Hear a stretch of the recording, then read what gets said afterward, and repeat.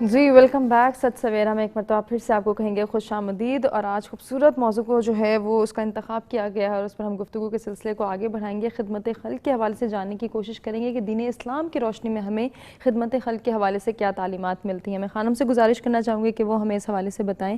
دین اسلام کی روشنی میں نو ڈاؤٹ یہ بہت بڑا ٹاپک ہے، لیکن جب ہم بات کرتے ہیں کہ ہمیں کیا تعلیمات ملتی ہیں، ہم اپنی زندگی کو کیسے ان تعلیمات سے منور کر سکتے ہیں، تو ایسے میں چاہوں گی ضرور آپ ہمیں گائیڈ کریں۔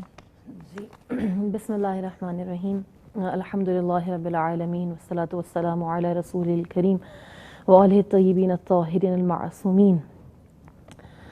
جمعے کی تبریک تمام مسلمانان جہان کو، انشاءاللہ خدا اس کے تمام فیوز و برکات سے بہرمند ہونے کی ہم سب کو توفیق عطا فرمائے۔ خدمت خلق، جیسا کہ ابھی انہوں نے خواجہ میر درد کا شعر کہا، درد دل کے واسطے پیدا کیا انسان کو، ورنہ طاعت کے لیے کچھ کم نہ تھے کرو بیاں۔ اگر مذہب سے آپ احساس کو اور خدمت کو نکال دیں تو پیچھے کچھ نہیں بچتا سوائے اس کے کہ عبادت ہے، اور محض عبادت انسان کو خلق کرنے کا مقصد نہیں ہے۔ ایک مقصد ہے مگر محض عبادت مقصد نہیں ہے۔ اگر فقط یہی مقصود ہوتا کہ انسان کی تخلیق فقط عبادت الہی کے لیے کی گئی ہے تو خدا کے لیے کچھ کم نہیں ہے۔ فرشتگان الہی جو جس پوسچر میں ہیں روایات میں ملتا ہے وہ اسی میں ہی ہے، جو سجدے میں ہیں وہ ہزاروں سالوں سے سجدے میں ہی ہیں۔ تو خدا کو ضرورت نہیں ہے ہماری عبادت کی، اور عبادت کا مفہوم تو ہم نے اس طرح سے بھی مولا متقیان کے فرمان سے سمجھا کہ آپ نے فرمایا کہ میں جہنم کے خوف سے عبادت نہیں کرتا اور نہ میں جنت کی اشتیاق میں عبادت کرتا ہوں، بلکہ اس لیے کہ وہ خدا اطاعت کرنے کے لائق ہے، عبادت کے لائق ہے، اس لیے میں اس کی عبادت کرتا ہوں۔ تو فقط عبادت نہیں، احساس ہے، خدمت ہے۔ اگر یہ جذبہ نکل جائے تو پیچھے ہمارے پاس کچھ نہیں بچتا۔ بے شک ایک ایسی نیکی ہے، ایک ایسا پودا ہے کہ جو ایک ثمرآور درخت کے طور پر آپ کے سامنے آتا ہے۔ خدمت ایک ایسی نیکی ہے کہ اگر آپ کسی کے ساتھ کریں تو وہ اسی سائز میں آپ کے پاس نہیں پلٹتی، بلکہ جب وہ بہت سے لوگوں کے پاس سے ہو کر آپ کے پاس آتی ہے تو بالکل اس طرح سے ہو سکتا ہے کہ شاید آپ نے جب اسے کسی کو دیا تو ایک نومولود کی طرح ہے، لیکن جب آپ کے پاس پلٹ کر واپس آئے جو اس نے یقیناً آنا ہے وہ ایک نوجوان کی شکل میں آئے۔ اور پھر انسان اس وقت کہ جب کوئی اس کی پریشانی دور ہوتی ہے یا مصیبت تو وہ متحیر ہوتا ہے، تو شاید کوئی نہ کوئی ایسی خدمت یا نیکی ہوتی ہے جو اس کے سامنے آ رہی ہوتی ہے۔ اور خدمت کرنا، دینا، اس کا تعلق مال اور دولت سے ہرگز نہیں ہے، دینے کا تعلق دل سے ہے۔ ایسے لوگوں کو بھی میں نے دیتے ہوئے دیکھا ہے کہ جن کے پاس دینے کے لیے کچھ نہیں ہے۔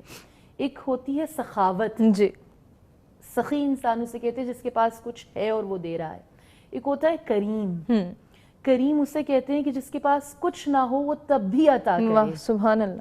خدمت کا تعلق بھی ایسی کرامت یا کریمی سے ہی ہے، بے شک بے اس کا تعلق مال اور دولت کے یا ہونے سے نہیں ہے۔ ایک بزرگ سے کسی نے کہا کہ میرے پاس کچھ ہوگا تو میں سوچوں گا خدمت کے لیے، کسی کو دینے کے لیے، کہ تب تمہیں توفیق ملے یا نہ ملے، اس وقت جو کچھ ہے اس کو پروردگار عالم کی رضا میں صرف کرو۔ اور اس کا تعلق یہ نہیں کہ میرے پاس پیسے ہوں تو میں دوں، مال اور دولت ہو تو دوں، یا زیادہ ہوں گے تو دوں گا۔ بالکل، خدمت کسی کو وقت دینا بھی ہو سکتا ہے۔ جیسے کہ آج کل ہم سب اپنے موبائلز میں یا سیل فونز میں لگے رہتے ہیں، اور آج کل اگر ہم والدین کی خدمت کو سامنے رکھیں تو شاید پیرنٹس آج کل کے ہم سے یہ نہیں مانگیں گے کہ ہم کچھ فزیکلی ان کی خدمت کریں، صرف ان کے پاس بیٹھ جانا ہی، پاس بیٹھ جائیں، ان کو وقت دے دیں، ان سے مسکرا کر بات کر لے، یہی خدمت کے زمرے میں یہ بات بھی آ سکتی ہے۔ تو اپنی انرجی دینا، اپنا وقت دینا، یہ بات بھی ہے۔ اگر ائمہ معصومین علیہ السلام کی زندگی سے ہم دیکھیں، رسول کریم کی زندگی سے دیکھیں، تو میں نے آپ کو بتایا کہ دین اسلام میں خدمت خلق کا جذبہ کہ جسے بارہا پروان چڑھایا گیا، اور اس کا اس قدر ثواب، اس نیکی کا اور اجر بتایا گیا کہ جس کے بارے میں ہم سوچ نہیں سکتے ہیں۔ سب سے پہلے اگر میں مولا متقیان کی زندگی سے، مولا کائنات علی ابن ابی طالب علیہ السلام کی زندگی سے ایک واقعہ آپ کے سامنے بیان کروں، اور تمام جتنے ہمارے ناظرین ہیں، سامعین ہیں۔ جب 21 رمضان المبارک آپ کے دفن کے بعد پلٹے ہیں امام حسن اور امام حسین علیہ السلام، تو آپ کا گزر ایک خرابے سے ہوا، ایک ایسی جگہ سے یعنی جو ویران ہے، جہاں پر زیادہ لوگوں کا آنا جانا نہیں ہے. آپ نے وہاں پر ایک معذور شخص کو پایا کہ جو نابینا ہے، جس کے ہاتھ پاؤں کام نہیں کرتے، جو اٹھنے بیٹھنے سے قاصر ہے، اور وہ گریہ کر رہا ہے، مناجات کر رہا ہے، رو رہا ہے.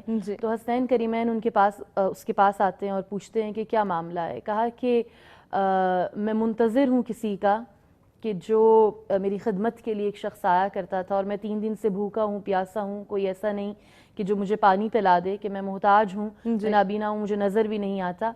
تو ایک شخص ہے کہ جو میری خدمت کے لیے آیا کرتا تھا، اور 3 دن گزر گئے ہیں، وہ نہیں آیا. اور 3 دن سے کوئی ایسا نہیں ہے کہ جو مجھے پانی پلا دے، کوئی ایسا نہیں ہے کہ جو میری حاجت کو پورا کر دے کسی طرح.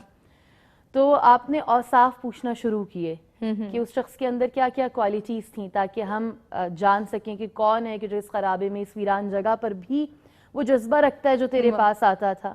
کہتے ہیں کہ آپ نے اس کی حاجت برابری کی، اس کو پانی پلایا، اس کو اٹھایا، اس کی دلجوئی کی. اور اس کے بعد جب بات ہوئی تو اس نے کہا کہ ایک خاصیت اس شخص کے اندر یہ تھی کہ جب بھی وہ میری خدمت کرنے کے بعد اپنے ہاتھوں کو پروردگار عالم کی بارگاہ میں پھیلایا کرتا تھا، اور جب مناجات کرتا تھا ذکر الہی، تو ایسا لگتا تھا کہ کائنات کی ہر شے اس کے ساتھ ذکر الہی کر رہی ہے. سبحان اللہ. اور تمام تر اوصاف جب وہ بیان کرتا رہا تو آپ نے گریہ فرما کر کہا کہ وہ ہمارے بابا علی ابن ابی طالب تھے، سبحان اللہ. جو 19 رمضان سے شب ضربت اور 21 رمضان 3 دن وہ نہیں آ سکے، اور ابھی ان کے دفن کے بعد ہم یہاں آ رہے ہیں. تو ہمیں ہر جگہ پر اور خدمت خلق میں فقط انسان نہیں آتے ہیں، بے شک ایسے بہت سے اس زمرے میں چیزیں آتی ہیں، وہ چاہے جانور ہیں، چاہے آپ کا انوائرمنٹ ہے، ماحول ہے. بالکل. آپ کس طرح سے کوئی بھی نیکی، فقط ایک نیت ہے آپ کر لیں کہ آپ نے یہ کرنی ہے اور اس کو برقرار رکھنا ہے. تو وہ اس زمرے میں بہت سی چیزیں آ جاتی ہیں، اور آگے انشاءاللہ پھر ہم آگے بالکل اس حوالے سے ضرور آپ دونوں سے ہم گفتگو کریں گے.